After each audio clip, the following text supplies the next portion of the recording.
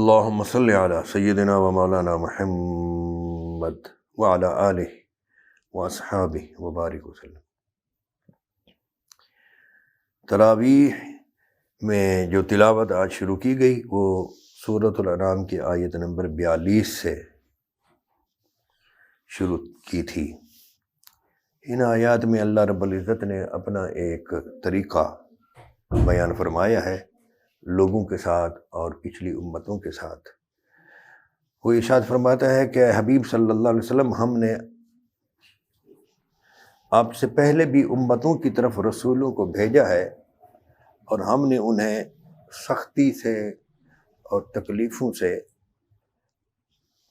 آزمایا، انہیں پکڑا، تاکہ لعلہم یتضرعون، تاکہ وہ ہماری طرف رجوع کریں، عاجزی کریں، زاری کریں۔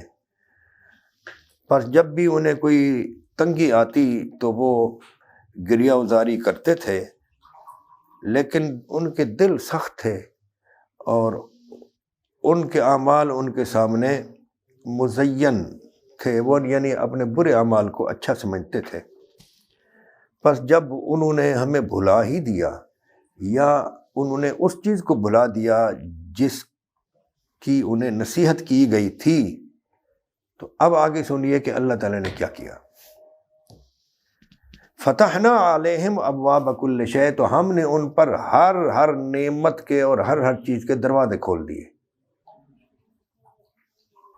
انہوں نے ہماری نصیحتوں کو بھلا دیا، ہم نے ان پر تمام چیزوں کے دروازے کھول دیے۔ حتی اذا فرحوا بما اوتوا، یہاں تک کہ جو کچھ انہیں دیا گیا تھا وہ اس پر اترانے لگے۔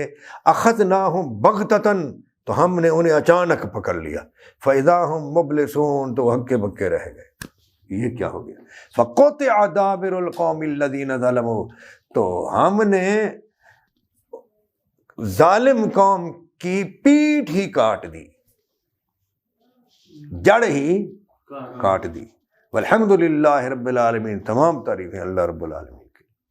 معلوم ہوا اللہ تعالیٰ فقط تنگ دستی کے ساتھ کسی کو نہیں پکڑتا، خوشحالی دے کر بھی پکڑتا ہے۔ اللہ تعالیٰ معاف کرے۔ اللہ تعالیٰ